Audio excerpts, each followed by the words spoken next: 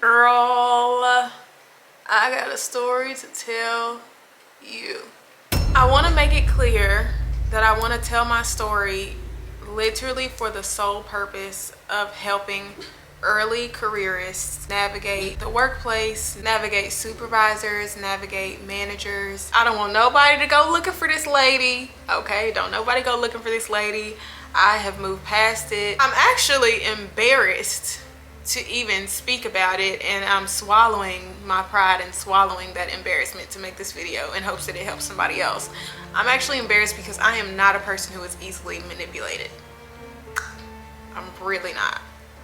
Never have been. So it actually is a bit unsettling to even talk about it, but nonetheless, we all have to do hard things, and I don't want anybody else to go through this. I want everybody to be able to pick up and recognize the signs even when they are really, really subtle. So with that being said, let's get into it. We're about to get into how my supervisor manipulated me for 6 months. Cheers. So I was hired in an area of healthcare that I have never worked in before. Y'all know my entire resume is healthcare. I've been building my healthcare resume since college. So at this point, I have very diverse experience. I have a lot of different experience in a lot of different areas, but this was an area that I had never tapped into. An area that honestly, I had forgot even existed and never even thought about building a career in. So with that being said, I had very minimal experience in this area. I had another job that was considered relevant experience, but I wouldn't even say that it was direct experience in relation to the job. So I was hired under the premise that my supervisor was going to mentor me. Supervisor, we'll call her Sheila. We're gonna call my supervisor Sheila. Sheila was known as this really knowledgeable person in this area. She had over probably, I think, 7-8 years of experience. So she was known as somebody, or at least by the people in the office, she was known as somebody who really knew her stuff and knew what she was doing. So I was hired under the premise that she was gonna mentor me. She was gonna build me up into everything that she was. Me and Sheila worked in an office of about 10 to 12 people, depending on, you know, how many vacant positions we had at the time. However, our office was kind of its own entity. If nobody else in the office was really too much involved in what me and Sheila had going on in our back part of the office. We were truly our own separate entity, our own separate department. So Sheila had a lot of creative control over how this entity was managed, how the operations of this entity were ran. Sheila had complete creative control over that. So I start the job. I'm excited. I'm doing my makeup. I'm doing my hair. I'm like really trying to show my best self here. I am just feeling very, very blessed to have this opportunity, to have this door open for me in this area that I never thought that I would even be working in. On top of that, I also know how powerful it can be to have a mentor, to be a mentee to somebody, to just have those connections in a field of people who can help you and raise you up and connect you with other people when they have genuine intentions. It's great to have people like that in your corner, especially in healthcare. So I was really excited to hopefully build that network, starting off with this woman who was supposed to be my mentor. So I was really pumped about this job. Nonetheless, I was really pumped about this job until I wasn't.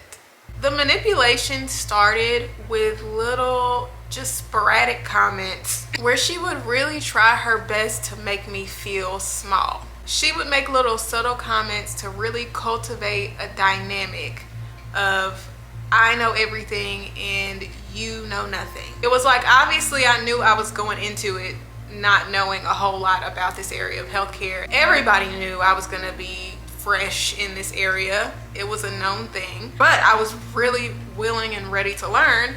And I just felt like from the beginning, it was almost like you know nothing and I want to highlight and make sure you know how much you don't know.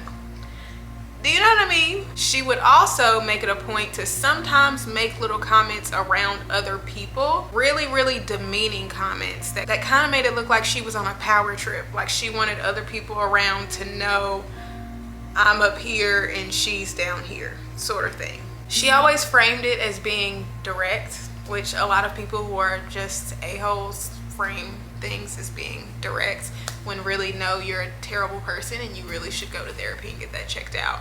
There's a difference between being direct and just being a horrible person. Sheila was the type to really try and make you feel like you needed her. She wanted everybody around to feel like they needed her and that they would fail without her.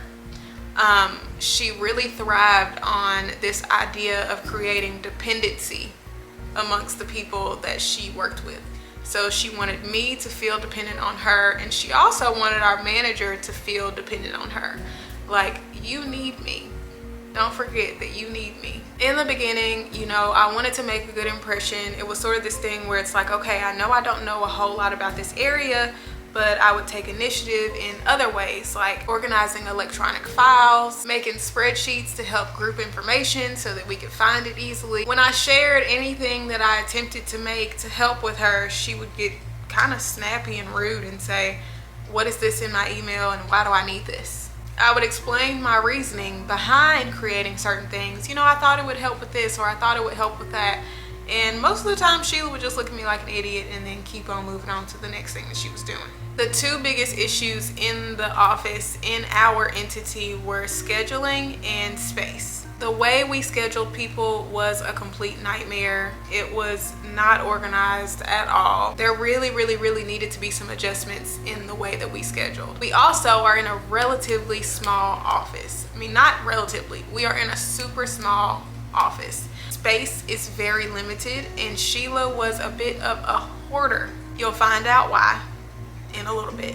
I would try and suggest new ways for us to schedule, new ways for us to make more space. Every idea I had would always be shot down. I was always met with a rebuttal. Well, we can't do that because of this, and we can't do this because of that. It kind of felt like, God forbid any good idea come from anybody but you. Anytime she had a good idea, oh, this is the greatest thing since sliced bread and we need to do it. And I know what you're probably thinking. You're probably thinking, well, if she's showing you all this stuff so early on, then how did you not know?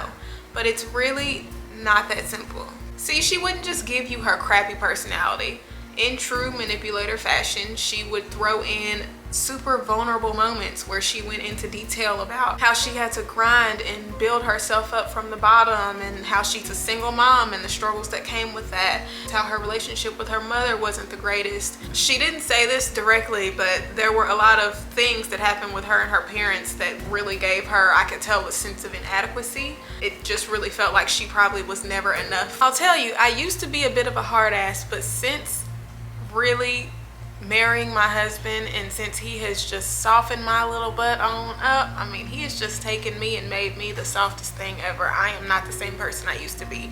So stories like that really touch me. I really have gotten to a point to where I connect with people way better than I used to, because I open myself and open my heart to their stories. And so stories like that, I really take those and I really feel for people. I really felt for her. She also filled my head with false narratives about our manager. She would say that our manager was manipulative, that he pitted people against each other, that she would make him seem like this horrible person. And she really tried to plant a seed of distrust in my head so that I never felt comfortable going to him. It was like she wanted me to only feel comfortable coming to her. She didn't want me to feel comfortable going to anybody else. She had a really weird way of making herself the point of contact for everything and for everybody. And she did that so that she could be everybody's mouthpiece and control the narrative. I mean, if she's talking to everybody and everybody is not talking to each other, then it's easy for her to control the narrative and really control what's going on. So in my first 3 months there, this lady who's supposed to be my mentor did not teach me a thing. All she had me doing was filing, which is like literally anyone can do it. She didn't add me to any systems. She didn't include me on any emails. She essentially was using me as her assistant. She had me filing, she had me printing things off, she had me taking a few photos. And honestly, that's pretty much it. She would give me these little side things to do, and it was basically like busy work that she just didn't feel like doing herself. In the first 3 months, it really didn't go past that. She would always exclaim, oh, it's just way too much information for you to learn. We just have to do it a little bit at a time or you're gonna get overwhelmed, blah, blah, blah, whoop-de-woo, whoop-de-wah. Whole time I'm thinking, lady, I planned a wedding, worked full-time, and did a master's program all at the same time. I didn't do that just by twiddling my fingers. I can take on more than what you're giving me right now. But nonetheless, I mean, she's my supervisor. I don't know much about this field. I don't know exactly how much information there is to learn. Anytime I would ask her, how much more information do you think I need to learn? And she would just kind of laugh at me even asking, because she would just act like it's just so much stuff that you don't know. It's so much information. And it was literally, it made my blood boil. It's the most annoying thing ever. I can't even really say that I should have added myself to these things or tried to add myself to these things, because you don't know what you don't know.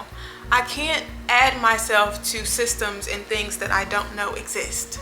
I really relied on her to help me grow, and I really thought she had a genuine intention to see me do well. And I quickly realized that that was not her intention at all. I also made little comments like, I don't like when people watch over me, watch over my shoulder while I'm working. She would make little comments like that to me and almost make me feel uncomfortable for shadowing her, for watching her work. But then in the same breath, she would act like I wasn't trying hard enough to learn. Imagine all these things are going on. I am not learning a whole lot. I feel like I have been pushed into a corner and like I'm not being used to my full potential.